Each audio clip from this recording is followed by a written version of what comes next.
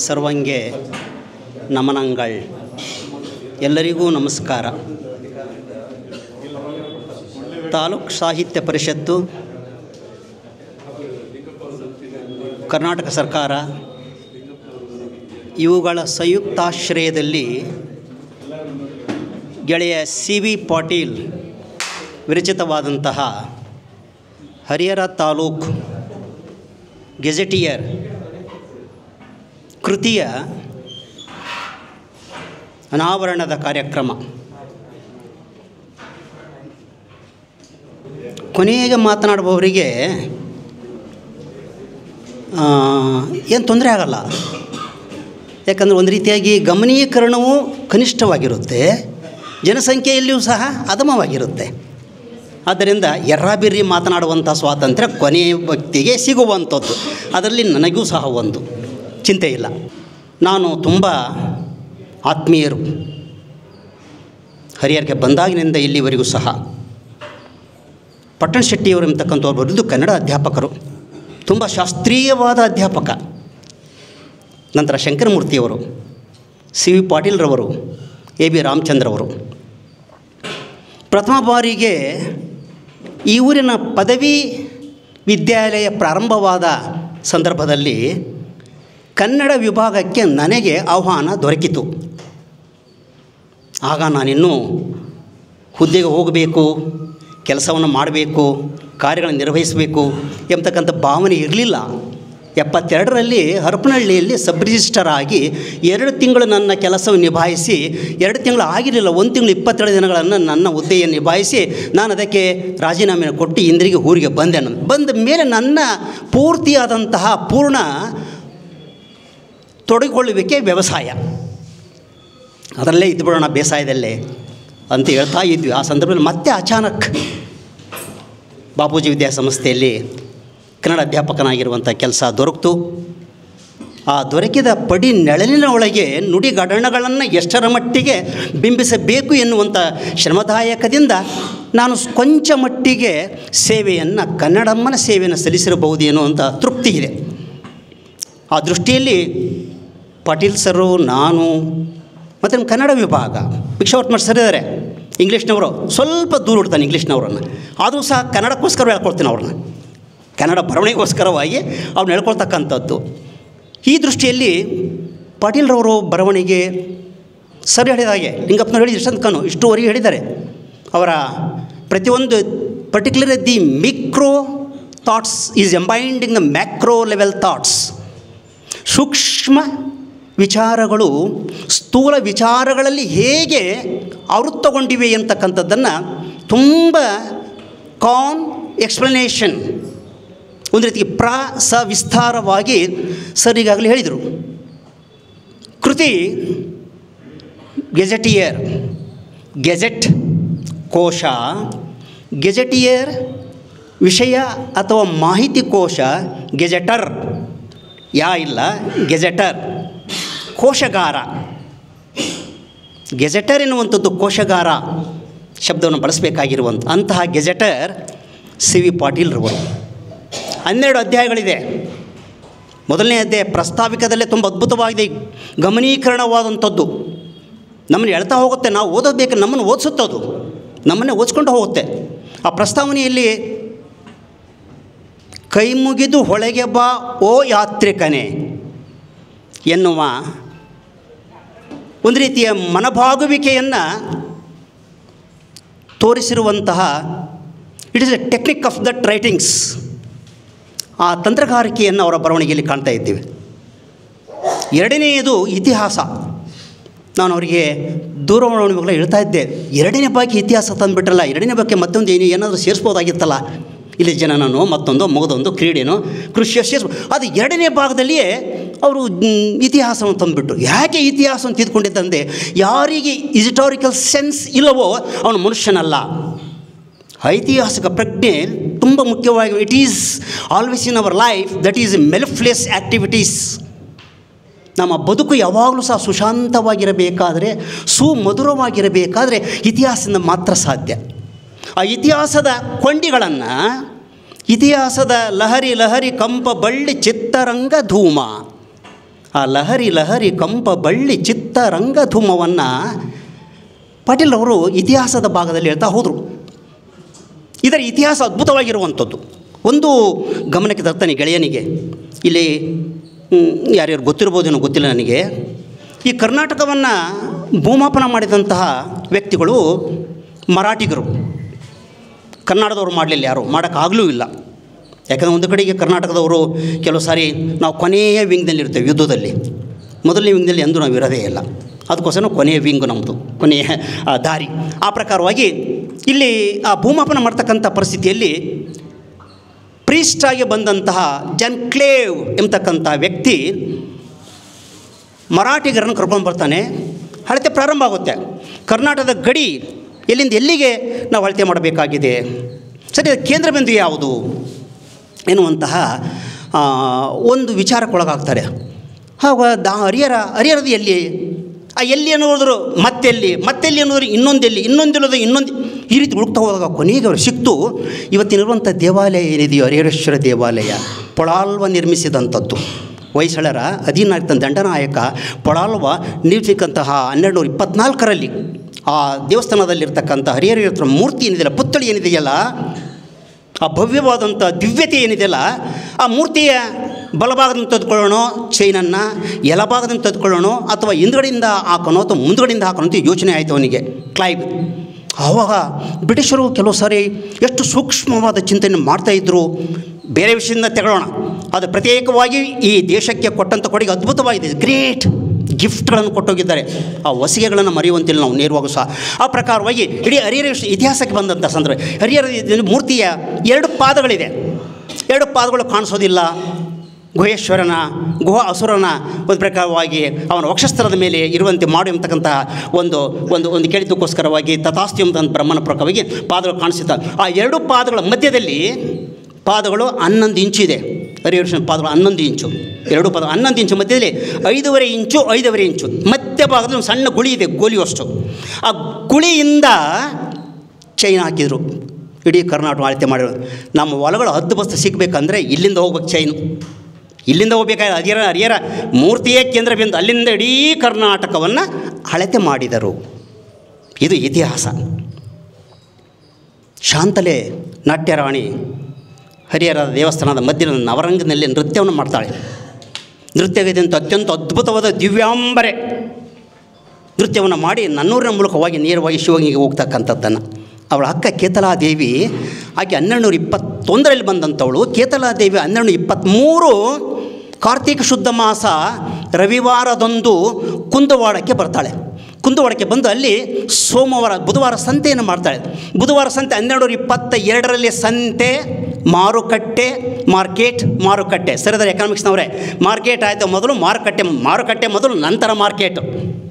ಆ ಮಾರುಕಟ್ಟೆ ತೆರದಲ್ಲಿರ್ತಕ್ಕಂತಹ ಆದಾಯವನ್ನು ಸೋಮನಾಥೇಶ್ವರ ಗುಡಿಗೆ ನೇರವಾಗಿ ಕೊಟ್ಟುವುದಂಥ ಒಂದು ಪ್ರಸಂಗವನ್ನು ನೇರವಾಗಿ ನಾವು ಕುಂದವಾಡದಲ್ಲಿ ಕೇತಲಾದೇವಿಯಲ್ಲಿ ಕಂಡುಕೊಳ್ತಕ್ಕಂಥ ಇದು ಇತಿಹಾಸ.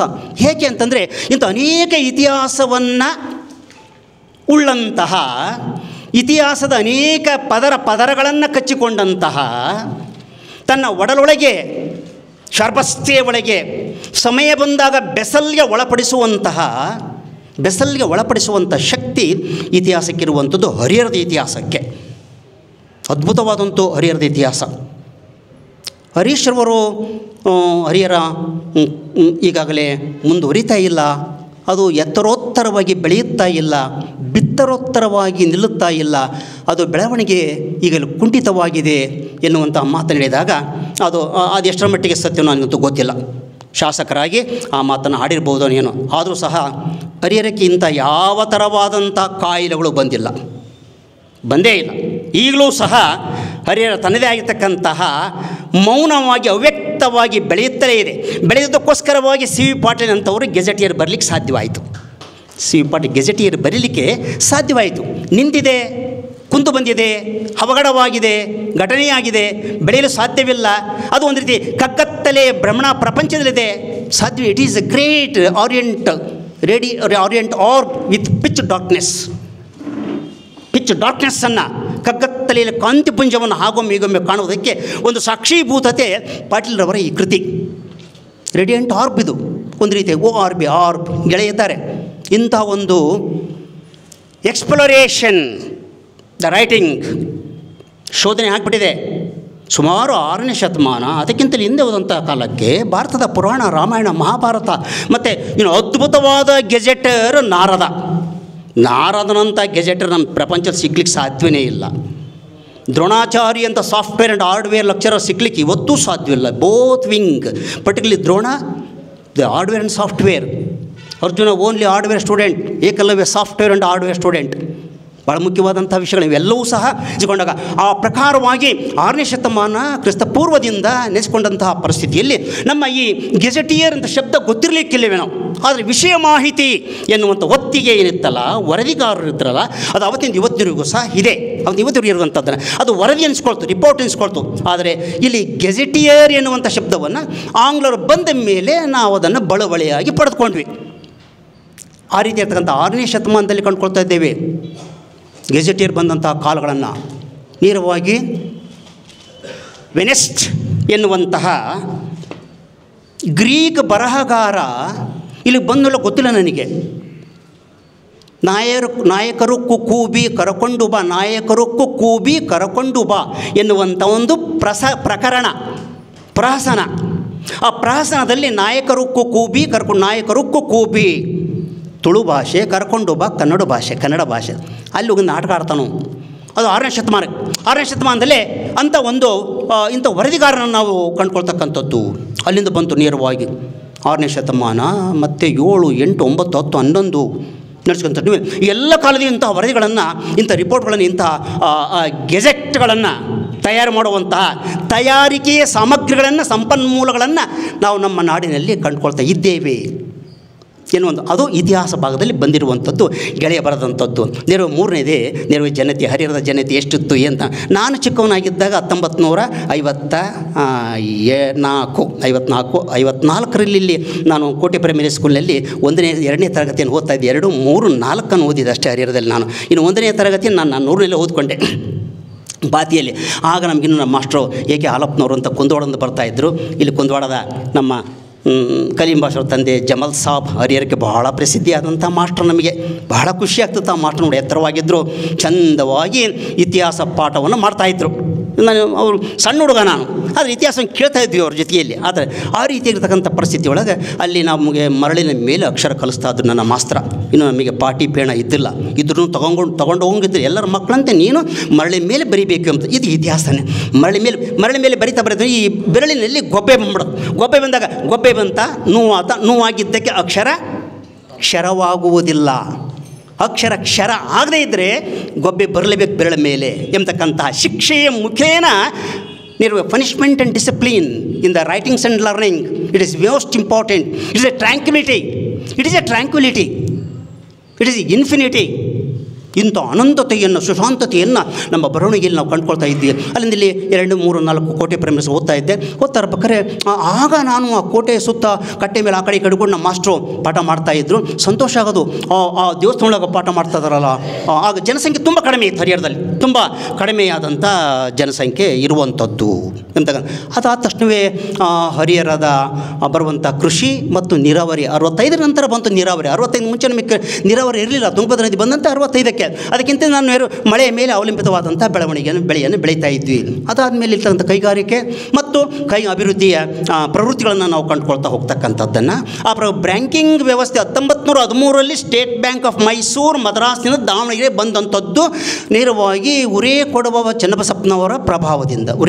ಉರೇಕೊಡವ ಚನ್ನಬಸಪ್ಪ ಪ್ರಭಾವದಿಂದ 1913 ಅಲ್ಲಿಗೆ ಬಂತು. ಹರಿಹರದ ಎಲ್ಲರೂ ಬ್ಯಾಂಕಿಗೆ ದಾವಣಗೆರೆ SBI ಹೋಗಬೇಕಾಗಿರ್ತಕ್ಕಂಥ ವಿಷಯ.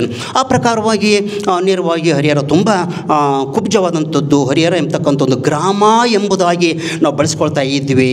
ಹೀಗೆ ಹರಿಹರಕ್ಕೆ ಬಂದಂಥ ವ್ಯಕ್ತಿಗಳು ಅನೇಕ ಸರಿ ಹಳ್ಳಿ, ಗ್ರಾಮ, ಕೇಡ, ಕರುವಡ, ಮಡಂಬ, ಪತ್ತನ, ದಕ್ಷಿಣೋಮುಖಗಳನ್ನು ಸಂಚರಿಸಿ ಬಂದಂಥ ವ್ಯಕ್ತಿಗಳು ಈ ಊರಿನಲ್ಲಿ ಇದ್ದಾರೆ.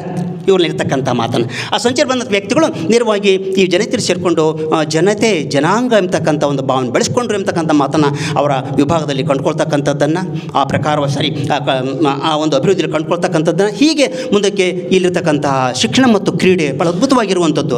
ನಮಗೊಂದು ಮಾತು ಹೇಳ್ತಿದ್ದೀನಿ, ನಾನು ಆ ಚಿಕ್ಕವನದ ಸಂದರ್ಭದಲ್ಲಿ ನಾವು 1960ರಲ್ಲಿ ನಾವು ಕೊಪ್ಪಕ್ಕೆ ಹೋಗ್ತಾ ಇರಬೇಕಾದ್ರೆ ಹರಿಹರದಲ್ಲಿ ಬಂದು CKMS ಬಸ್ ಪ್ರೈವೇಟ್ ಖಾಸಗಿ ಬಸ್ಸನ್ನು ಕೂತ್ಕೊಂಡು ಕೊಪ್ಪಕ್ಕೆ ಹೋಗ್ತಾ ಇರಬೇಕಾದ್ರೆ ಆ ಹೈಸ್ಕೂಲ್ ಏನಿದೆ ಇವತ್ತು ಪ್ರೌಢಶಾಲೆ ಇದೆಯಲ್ಲ, ಅನೇಕ ಜನಗಳು ಶಿವಮೊಗ್ಗ ರಸ್ತೆಯಲ್ಲಿ ಹೋಗ್ಬೇಕಾದ್ರೆ ಡ್ರೈವರ್ ಚಾಲಕ ಬಸ್ಸನ್ನು ನಿಲ್ಲಿಸ್ಬಿಟ್ಟು 2 ನಿಮಿಷ 3 ನಿಮಿಷನೋ ಆ ಶಾಲೆಗೆ ಆ ಪ್ರೌಢಶಾಲೆಗೆ ಎಲ್ಲರೂ ಕೈ ಮುಗಿದು ಮುಂದಕ್ಕೆ ಹೋಗ್ತದೆ. ಅದು ಬರೀ ಶಾಲೆಯಲ್ಲ, ಸಾಲಿಗುಡಿ ಅದು ಗುಡಿಯಾಗಿತ್ತು. ದಾವಣಗೆರೆಯ 3 ಕಾಲೇಜುಗಳನ್ನು ಅಲ್ಲಿ ಹೋಗ್ತದೆ. ಎಲ್ಲರೂ ಡ್ರೈವರ್ಗಳು, ಪ್ರತಿಯೊಬ್ಬ ಬಸ್ಸು ಚಾಲಕ ಬಸ್ ನಿಲ್ಲಿಸಿ 5 ನಿಮಿಷ ಪ್ರತಿಯೊಬ್ಬರು ಕೂತಂಥವ್ರು ನಿಂತವ್ರು ಎಲ್ಲರೂ ನಮಸ್ಕಾರ ಮಾಡಿ ಹೋಗ್ತಕ್ಕಂಥ ಕಣ್ಣಾರೆ ಕಂಡಿರುವಂಥದ್ದು ನಾನು.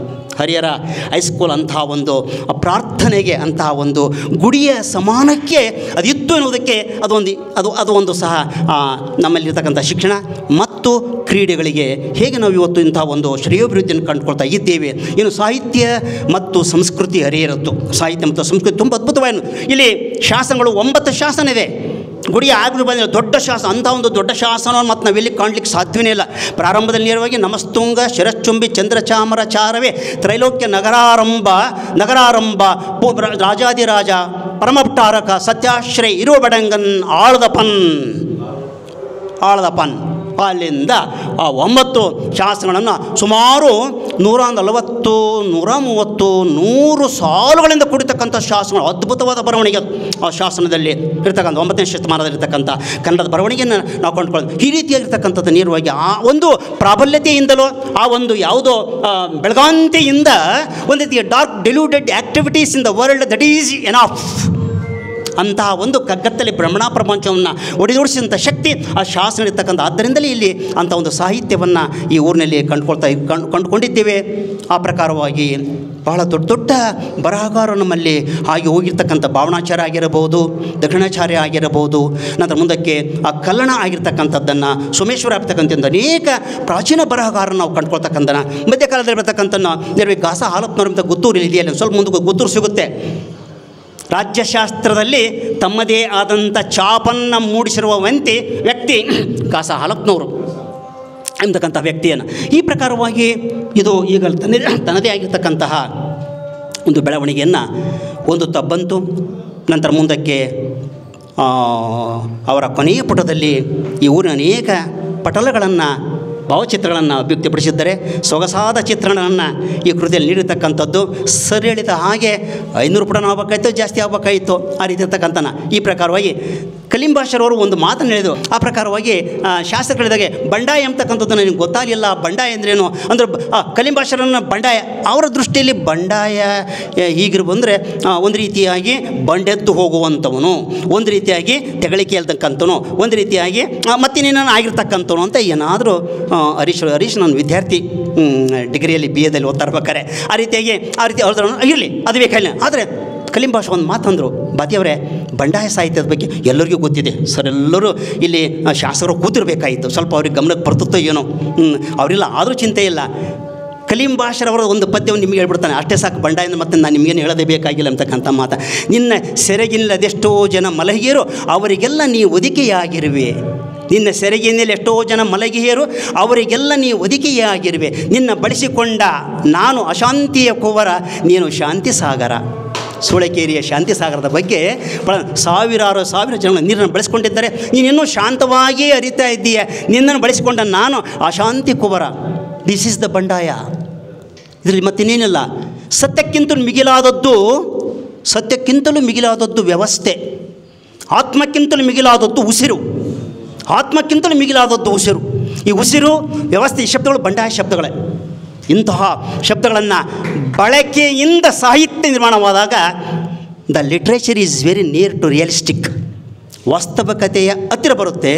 ವಾಸ್ತವಿಕತೆಯ ತಲೆಯ ಮೇಲೆ ಪಠಾರನೆ ಒಡೆದು ಉದ್ವಾಸ್ತವತೆಯನ್ನು ಮುಟ್ಟುತ್ತದೆ. ಸರ್ರಿಯಲಿಸಮ್, ಬರೀ ರಿಯಲಿಸಮ್ ಅಲ್ಲ, ಸರ್ರಿಯಲಿಸಮನ್ನು ಮುಟ್ಟುವಂಥ ಶಕ್ತಿ ಬಂಡಾಯ ಸಾಹಿತ್ಯಕ್ಕೆ ಇದೆ ಎನ್ನುವುದನ್ನು ನಾವು ಮರೆಯುವಂತಿಲ್ಲ.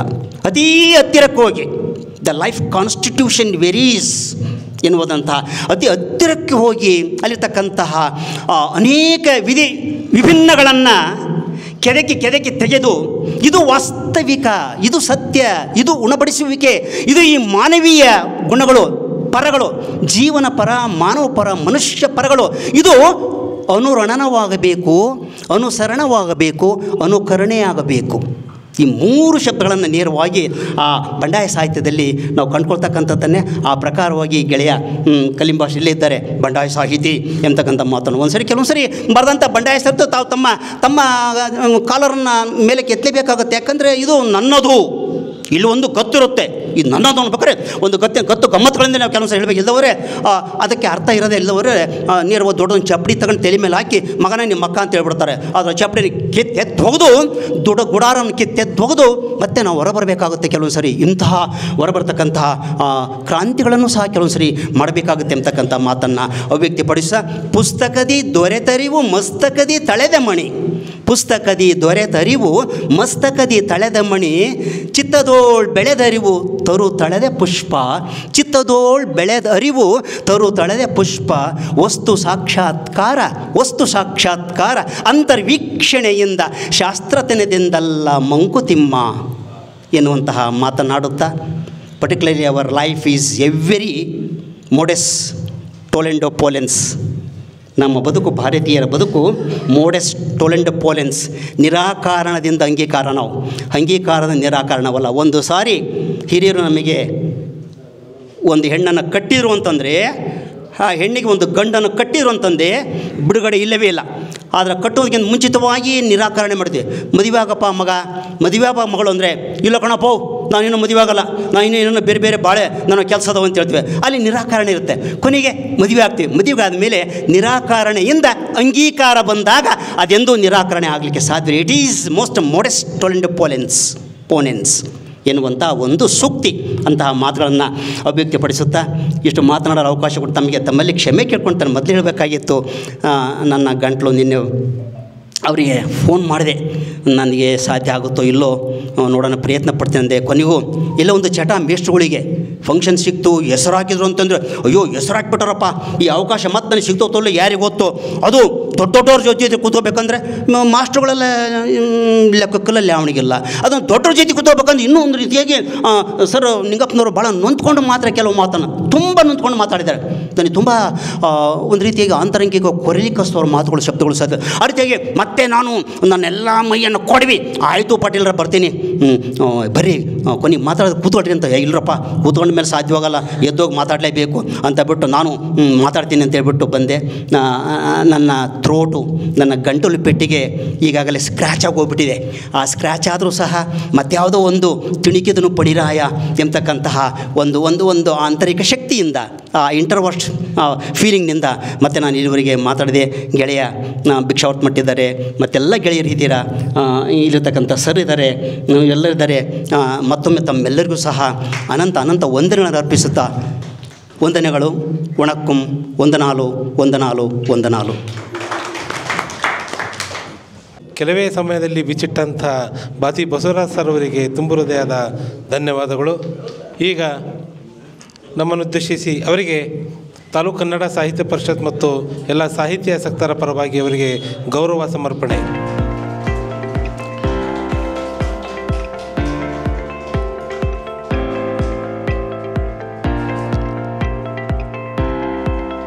ಎಲ್ರಿಗೂ ನಮಸ್ಕಾರ ಸರ್. ನಮ್ಮ ತಾಲೂಕು ಕನ್ನಡ ಸಾಹಿತ್ಯ ಪರಿಷತ್ತಿನ ಒಂದು ಸಹಯೋಗದಲ್ಲಿ ನಮ್ಮ ಸರ್ಕಾರದ ಗೆಸ್ಟೇರ್ ಇಲಾಖೆಯಿಂದ ನನ್ನ ಪೂಜ್ಯ ಗುರುಗಳಾದಂಥ Shri C V Patil sir ಅವರ ಒಂದು ಗೆಸ್ಟಿಯರ್ ಕೃತಿ ಬಗ್ಗೆ ಈ ಒಂದು ಪರಿಚಯ ಕಾರ್ಯಕ್ರಮಕ್ಕೆ ಎಲ್ರಿಗೂ ನಾನು ಧನ್ಯವಾದಗಳು ತಿಳಿಸ್ತಾ ಇದ್ದೀನಿ. ವಿಶೇಷವಾಗಿ ಈ ಒಂದು ಕಾರ್ಯಕ್ರಮದ ಅಧ್ಯಕ್ಷತೆಯನ್ನು ವಹಿಸ್ಕೊಂಡಿರುವಂಥ ನಮ್ಮ ತಾಲೂಕು ಕನ್ನಡ ಸಾಹಿತ್ಯ ಪರಿಷತ್ತಿನ ಅಧ್ಯಕ್ಷ ಅಂತ ಶ್ರೀ ಮಂಜುನಾಥ್ ನೇರವರೇ, ಹಾಗೆ ಈ ಕಾರ್ಯಕ್ರಮದ ಕೇಂದ್ರ ಬಿಂದುಗಳಾದಂಥ ನನ್ನ ಗುರುಗಳಾದ ಸಿ ವಿ ಪಾಟೀಲ್ ಸರ್ ಅವರೇ, ಹಾಗೆ ನನ್ನ ಮತ್ತೊಬ್ಬ ಗುರುಗಳಾದಂಥ ಭಿಕ್ಷಾವರ್ತಿ ಮಠ್ ಸರ್ ಅವರೇ, ಹಾಗೆ ನಮ್ಮ ನಗರಸಭೆಯ ಉಪಾಧ್ಯಕ್ಷ ಅಂತ ಶ್ರೀ ಜಮ್ಮಣ್ಣನವರೇ, ಹಾಗೆ ಪತ್ರಿಕಾ ಮಾಧ್ಯಮ ಮಿತ್ರರೇ, ಇಲ್ಲಿರುವಂಥ ಎಲ್ಲ ಸಾಹಿತಿಗಳು ಹಾಗೂ ಕಲಾವಿದರುಗಳಿಗೆ ನನ್ನ ನಮಸ್ಕಾರಗಳು. ಸರ್ ನಮಗೀಗಾಗಲೇ ಕಾಲೇಜಿನಲ್ಲಿ ಅದೇ ನೆನಪು ಬರ್ತು. ತುಂಬ ವಿಷಯಗಳನ್ನ ನಾನು ಅಲ್ಲಿ ಕೇಳ್ತಾ ಇದ್ದೆ. ನನ್ನ ಸ್ನೇಹಿತರು ಇದ್ದಾರೆ ಇಲ್ಲಿ, ನಮ್ಮ ರವಿಕುಮಾರ್ ಇದ್ದಾರೆ, ನಮ್ಮ ಮಂಜುನಾಥ್ ಅವರು ಇದ್ದಾರೆ, ಎಲ್ಲ ಅವ್ರ ವಿದ್ಯಾರ್ಥಿಗಳು ಕೂಡ ಇಲ್ಲಿದ್ದಾರೆ. 2 ಮಾತು ಹೇಳ್ಬಿಡ್ತೀನಿ.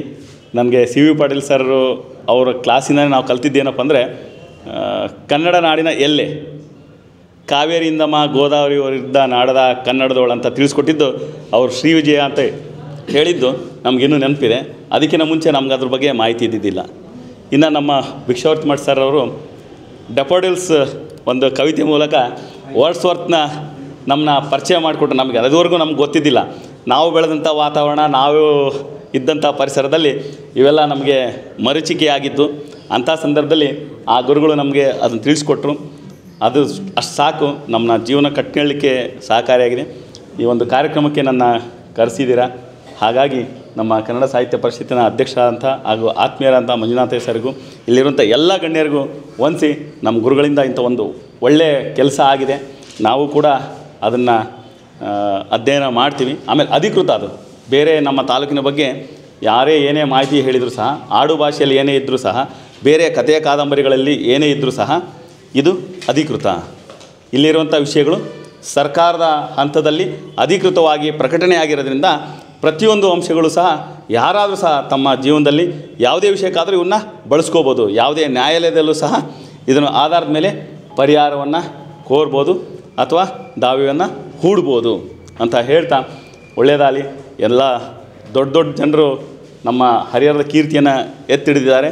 ಆ ಸಾಲಿನಲ್ಲಿ ನಮ್ಮ ಗುರುಗಳು ಸೇರಿರೋದು ತುಂಬ ಸಂತೋಷವಾದ ವಿಷಯ ಅಂತ ಹೇಳ್ತಾ, ಮತ್ತೊಮ್ಮೆ ಇಲ್ಲಿರುವಂಥ ಎಲ್ಲ ಗಣ್ಯರಿಗೂ ನಮಸ್ಕರಿಸಿ, ನನ್ನನ್ನು ಕರೆಸಿದ್ದಕ್ಕೆ ನಮ್ಮ ಆಯೋಜಕರಿಗೂ ವಂದನೆಗಳನ್ನು ತಿಳಿಸಿ ನನ್ನ ಮಾತುಗಳನ್ನ ಮುಗಿಸ್ತಾ ಇದ್ದೀನಿ. ಎಲ್ಲರಿಗೂ ಶುಭವಾಗಲಿ. ಇಲಾಖೆಯ ಸಹಾಯಕ ನಿರ್ದೇಶಕರಾದಂಥ ರವಿಚಂದ್ರ ಸರ್ ಅವರಿಗೆ ಧನ್ಯವಾದಗಳು. ಅವರಿಗೆ ಕನ್ನಡ ಸಾಹಿತ್ಯ ಪರಿಷತ್ ವತಿಯಿಂದ ಗೌರವ ಸಮರ್ಪಣೆ. ನಮ್ಮ ಸಾಹಿತ್ಯ ಪರಿಷತ್ ಎಲ್ಲ ಯುವಕರಿಗೆ, ಕೊಟ್ರಪ್ಪನವರಿಗೆ, ನಮ್ಮ ಮಂಜುನಾಥ ಸ್ವಾಮಿಯವರಿಗೆ, ಆಮೇಲೆ ನಮ್ಮ ನಿಜಗುಂಡ್ರಿ ಹಾಗೆಲ್ಲ ಮಾತಾಡ್ತಿದ್ವಿ. ನಾನೆಲ್ಲ ಪುಸ್ತಕ ಬಗ್ಗೆ ಕಾರ್ಯಕ್ರಮ ಮಾಡೋಕ್ಕೆ ಭಾಳ ಮುಖ್ಯವಾದ ಕಾರ್ಯಕ್ರಮ ಇದು, ಪೋಸ್ಟ್ಪೋನ್ ಮಾಡೋಕ್ಕೆ ಹೋಗ್ಬೇಡ್ರಿ ಅಂತ. ನಾನು ನಾರ್ತ್ ಇಂಡಿಯಾ ಪ್ರವಾಸದಾಗಿದ್ದೆ. ಅವಾಗ 4ನೇ ತಾರೀಕು 5 ಸರ್ ಅಂತ ಕೊಟ್ರಪ್ಪ ಫೋನ್ ಮಾಡಿದ್ರು. ಭಾಳ ಸಂತೋಷ ಆಯಿತು. ಈಗಾರ ಕಾಲು ಕೂಡಿ ಬಂದೈತೆ. ಮತ್ತೆ ಹೇಳಿದೆ, ಪಾಟ್ಲಿಗೆ ಫೋನ್ ಮಾಡಿದೆ, ಅವತ್ತಾಗಲಿಲ್ಲ ರೀ ಅಂದರು. ಮತ್ತೊಂದು ಡೇಟ್ ಫಿಕ್ಸ್ ಮಾಡಿದ್ರು, ಅವತ್ತಾಗಲಿಲ್ಲ ರೀ ಅಂದರು. ನನ್ನ ಸುದೈವ ಅಂತಂದರೆ, ನಾನು ವಾಪಸ್ ಪ್ರವಾಸ ಮಾಡಿ ಮುಗಿದ ಮೇಲೆ ಈ ಸಂದರ್ಭದಲ್ಲಿ ಆಗ್ತಕ್ಕಂಥ ಭಾಳ ಸುದೈವ. ಇದಕ್ಕೆ 2 ಕಾರಣ. ನಮ್ಮ ಲಿಂಗಪ್ಪನವ್ರ ಮಾತನ್ನು ಕೇಳಿದ್ದು ಭಾಳ ದಿವಸ ನಂತರ ನಮ್ಮ ಆತಿ ಬಸವರಾಜ ಅದ್ರ ಬಗ್ಗೆ ಮಾತು ಕೇಳಿದ್ದಾನೆ. ತುಂಬ ಸಂತೋಷ ಅನಿಸಿದೆ. ನಾನು ಒಬ್ಬ ಇಂಗ್ಲೀಷ್ ಅಧ್ಯಾಪಕನಾಗಿ I am a very serious student of history. ಇತಿಹಾಸವರು ಕೂಡ ಗಂಭೀರವಾಗಿ ಓದ್ತಕ್ಕಂಥ ವ್ಯಕ್ತಿಗಳಲ್ಲಿ ನಾನು ಒಬ್ಬವರು. ನಾನು ಹಿಸ್ಟ್ರಿ ಮೇಜರ್ ಓದಿಲ್ಲ, ಆದರೆ ಪಾಟೀಲ್ರಿಗೆ ಗೊತ್ತು, ಎಲ್ಲ ಸಾಹಿತ್ಯ ವಿದ್ಯಾರ್ಥಿಗಳು ಇತಿಹಾಸನ ಓದಲೇಬೇಕು. ಅಂಬೇಡ್ಕರ್ ಒಂದು ಮಾತು ಹೇಳ್ತಾರೆ ಈ ಸಂದರ್ಭದಲ್ಲಿ, A man who does not have the knowledge of history will never create history ಅಂತ. ಯಾವ ಜನಾಂಗಕ್ಕೆ, ಯಾವ ವ್ಯಕ್ತಿಗೆ ಇತಿಹಾಸದ ಪ್ರಜ್ಞೆ ಇರೋದಿಲ್ಲೋ ಆ ವ್ಯಕ್ತಿಗೆ ಅಥವಾ ಆ ಸಮಾಜ ಇತಿಹಾಸವನ್ನು ನಿರ್ಮಾಣ ಮಾಡೋಕ್ಕೆ ಸಾಧ್ಯ ಇಲ್ಲ ಅಂತ. ಮತ್ತೆ ಮುಂದುವರೆದ ಅಂಬೇಡ್ಕರ್ ಒಂದು ಮಾತು ಹೇಳ್ತಾರೆ, why has that mean able to create great history in India ಅಂತ ಕೇಳಿದರೆ ಅವರು ಒಂದೇ ಮಾತು ಹೇಳ್ತಾರೆ, ಭಾಳ ಚೆನ್ನಾಗಿ ಹೇಳ್ತಾರೆ. ನಮ್ಮ ಭಾರತೀಯರು ಅಥವಾ ನಮ್ಮ ಜನರು, ಯಾವುದೇ ಜಾತಿ ಜನ ಇರಲಿ, ಈ ದೇಶದಲ್ಲಿ ಪೌರಾಣಿಕತೆಯನ್ನೇ ಇತಿಹಾಸ ಅಂತ ತಿಳ್ಕೊಂಡಿದ್ದಾರೆ. ಅದು ತುಂಬ ಅಪಾಯಕಾರಿ. ಪುರಾಣವನ್ನು ಇತಿಹಾಸ ಅಂತ ತಿಳ್ಕೊಂಡ್ರೆ ಅದು ಇತಿಹಾಸ ಆಗಲ್ಲ. ಇತಿಹಾಸಕ್ಕೆ ಸ್ವಲ್ಪ ಸಹಾಯ ಮಾಡ್ಬೋದು ಹೊರತು ಅದು ಚಾರಿತ್ರಿಕ ಇತಿಹಾಸ ಅಲ್ಲ ಅನ್ನೋ ಮಾತನ್ನು ಅಂಬೇಡ್ಕರ್ ಹೇಳ್ತಾರೆ. ನಾನು ಯಾಕೆ ಈ ಮಾತನ್ನು ಒತ್ತಿ ಹೇಳ್ತಂದರೆ, ಹರಿಹರ ತಾಲೂಕಿನ ಇತಿಹಾಸದ ಬಗ್ಗೆ ನಾನು ಬಂದು ಸುಟ್ಲು ಓದ್ತದಾನೆ, ಬರೀ ಪುರಾಣ ಪುಸ್ತಕಗಳನ್ನು ಓದ್ತಾ ಇದ್ದೆ. ಗುಹೇಶ್ವರ ಅಂತದ್ದು ಒಬ್ಬ ಇದ್ದ, ಇಲ್ಲೇ ಗುಹಾದಿಂತು, ಅರಣ್ಯ ಇತ್ತು, ಇರ್ಬೋದು, ರಾಕ್ಷಸ ಇದ್ದ, ಹೊಡೆದಾಡಿದರು, ಆಮೇಲೆ ಅದಕ್ಕೆ ಹೆಸರು ಬಂತು ಅಂತ ಈಗೂ ಜನಮಾನಸದಲ್ಲಿ ಅದೇ ಇದೆ. ಆದರೆ ಇದರಿಂದ ನಿಮ್ಮ ಇತಿಹಾಸ ಸೃಷ್ಟಿ ಮಾಡೋಕ್ಕಾಗಲ್ಲ ಅಂತಕ್ಕಂಥದ್ದು ಒಂದು ತಿಳಿದ ವಿಷಯ ಜಗತ್ತಿನಲ್ಲಿ. ಭಾರತೀಯರಿಗೆ ಪೌರಾಣಿಕ ಪ್ರಜ್ಞೆ ಇದೆ ಹೊರತು ಇತಿಹಾಸ ಪ್ರಜ್ಞೆ ಇಲ್ಲ ಅಂತಕ್ಕಂಥದ್ದು ನೋವಿನ ಸಂಗತಿ. ಏನು ಇತಿಹಾಸ ಪ್ರಜ್ಞೆ ಅಂದರೆ, ನಿಮ್ಮ ಮನೆ ಇತಿಹಾಸ ನಿಮಗೆ ಗೊತ್ತಿರ್ಬೇಕು. ಮೊದಲು ನಿನ್ನ ಇತಿಹಾಸ ನಿನಗೆ ಗೊತ್ತಿರಬೇಕು. ಮನೆತನ ಇತಿಹಾಸ, ಊರ ಇತಿಹಾಸ ಗೊತ್ತಿರಬೇಕು, ಊರಿನ ಪರಿಚಯ ಗೊತ್ತಿರಬೇಕು, ತಾಲೂಕಿನ ಪರಿಚಯ ಗೊತ್ತಿರಬೇಕು, ಯಾವ ದೇಶದಲ್ಲಿ ಇರ್ತಿರೋ ಆ ಊರಿನ ಪರಿಚಯ ಇರಬೇಕು, ಎಲ್ಲವೂ ಗೊತ್ತಿರಬೇಕು. ಅದರ ಮೂಲಕ ನಿನ್ನ ಪರಿಚಯ ಆಗುತ್ತದೆ. ಇಲ್ಲಿ ನನಗೆ ಇತಿಹಾಸ ಮಾಡಲಿಕ್ಕೆ ಹೆಂಗೆ ಸಾಧ್ಯ ಇದೆ? ನಾನು ಯಾಕೆ ಮಾತು ಹೇಳ್ತಂದರೆ, ಇತ್ತಿನ ಕಾಲದಲ್ಲಿ ನಾವು are living the world of information. ತಲೆಗೆ ಸಿಕ್ಕಾಪಟ್ಟೆ ಇನ್ಫಾರ್ಮೇಷನ್ ಬರ್ತದೆ. ಗೂಗಲ್ ಆನ್ ಮಾಡಿದ್ರೆ ಸಾಕು, ಇಂಟರ್ನೆಟ್ ಸಿಕ್ಕಾಪಟ್ಟೆ ಇನ್ಫಾರ್ಮೇಷನ್ ಇದೆ. What is the use of information? ಮುಂದೆ ಭಾಳ ಚೆನ್ನಾಗಿ ಹೇಳ್ತಾ ನೋಡ್ಬೋದು ವಿಜ್ಞಾನಿ. What is the use of this information if it doesn't help you to formation of your mind ಅಂತ. ಅಂದರೆ ಇಷ್ಟೆಲ್ಲ ತಿಳುವಳಿಕೆ ಇದ್ದು ಫಲ ಏನು? ಇಷ್ಟೆಲ್ಲ ಇನ್ಫಾರ್ಮೇಷನ್ ಇದ್ದು ಫಲ ಏನಿದ್ರಾಗ ಇದು ಓದಿ ಏನು ಫಲಪ್ಪ ಅಂದರೆ ನಿಮ್ಮ ಮನಸ್ಸನ್ನು ಅದು ನಿಮ್ಮ ರೂಪಿಸ್ಲಿಕ್ಕೆ ಸಹಾಯ ಮಾಡಲಿಲ್ಲ ಅಂತಂದರೆ ಯಾವ ಇನ್ಫಾರ್ಮೇಷನ್ ಹೆಲ್ಪ್ ಆಗಲ್ಲ. ನಮಗೆ ಇದು ಇನ್ಫಾರ್ಮೇಷನ್ ಬೇಕು. ನಮ್ಮೂರ ಬಗ್ಗೆ ನಮಗೆ ಮನಸ್ಸು ನಮ್ಮ ಇತ್ತೀಚಿನ ಯುವ ಪೀಳಿಗೆ ನನಗೆ ಅನ್ಸತಿ ಪಕ್ಕದ ಮನೆಯವ್ರಿಗೆ ಗೊತ್ತಿಲ್ಲ, ಆ ಓಣಿಗೆ ಗೊತ್ತಿಲ್ಲ, ಇಲ್ಲಿ ಎಲ್ಲಿಪ್ಪ ಅಂದ್ರೆ ನಮಗೆ ಗೊತ್ತಿಲ್ಲ ಅಂತಾವೆ. ಯಾರಕ್ಕೆ ಅದು ಸರ್ ಈ ಮನೆಯಲ್ಲಿ ಹತ್ರ ಗೊತ್ತಿಲ್ಲ ಅಂತಾರೆ, ಈ ಊರಲ್ಲಿ ಗೊತ್ತಿಲ್ಲ ಅಂತಾರೆ, ಇದು MKT ಸ್ಕೂಲ್ ಎಲ್ಲಿತ್ತು ಅಂದ್ರೆ ಗೊತ್ತಿಲ್ಲ ಅಂತಾರೆ. ಈಗ ಹರಿಹರೇಶ್ವರ ದೇವಸ್ಥಾನ ಎಲ್ಲಿತ್ತು ಅಂದ್ರೆ ರೋಡ್ ಗೊತ್ತಿಲ್ಲ ಅಂತಾರೆ. ಈಗ ನಮಗೆ ಸಂಬಂಧ ಇಲ್ಲ ಸರ್ ಅಂತಾರೆ ಅವರು. ಪಕ್ಕದ ಮನೆಯವರೇ ಅವ್ರಿಗೆ ಗೊತ್ತಿಲ್ಲ ಸರ್ ಅಂತ. ಏನು ಮಾತಾಡೋದು ಏನು ಗೊತ್ತಿಲ್ಲ ಅಂದ್ರೆ ಅವ್ರಿಗೆ ಗೊತ್ತಿರೋದು ಕಂಪ್ಯೂಟರ್ ಒಂದು, ಮೊಬೈಲ್ ಒಂದು, ಅದ್ರಾಗ ಬರ್ಬೇಕು ನೀವು, ಇಲ್ಲಾಂದ್ರೆ ನೀವು ಸತ್ತಂಗನೆ. ಇಂಥ ಒಂದು ವಿಚಿತ್ರವಾದ ಕಾಲದಲ್ಲಿ ಇರಬೇಕಾದ್ರೆ ಈ ಇನ್ಫಾರ್ಮೇಷನ್ನು ನಮ್ಮ ಮೈಂಡನ್ನು ಫಾರ್ಮೇಷನ್ ಮಾಡಲಿಕ್ಕೆ ಅಂತಂದರೆ ಏನು ಉಪಯೋಗ ಅದು? ಇದನ್ನೇ ಅಂಬೇಡ್ಕರ್ ಭಾಳ ವರ್ಷದ ಕೇಳಿದ್ದು, ಇದನ್ನೇ ಪ್ರಶ್ನೆ ಮಾಡ್ತಾರೆ ಅವರು. ನಮಗೆ ಇತಿಹಾಸ ಪ್ರಜ್ಞೆ ಭಾಳ ಭಾಳ ಭಾಳ ಭಾಳ ಮುಖ್ಯ. ನಿಮ್ಗೆ ಗೊತ್ತೈತೆ ಇಲ್ಲೋ, ಫಿನ್ಲ್ಯಾಂಡ್ ಅಂತ ಒಂದು ಸಣ್ಣ ದೇಶ ಇದೆ, ನೀವು ಕೇಳಿರ್ಬಿತ್ತ.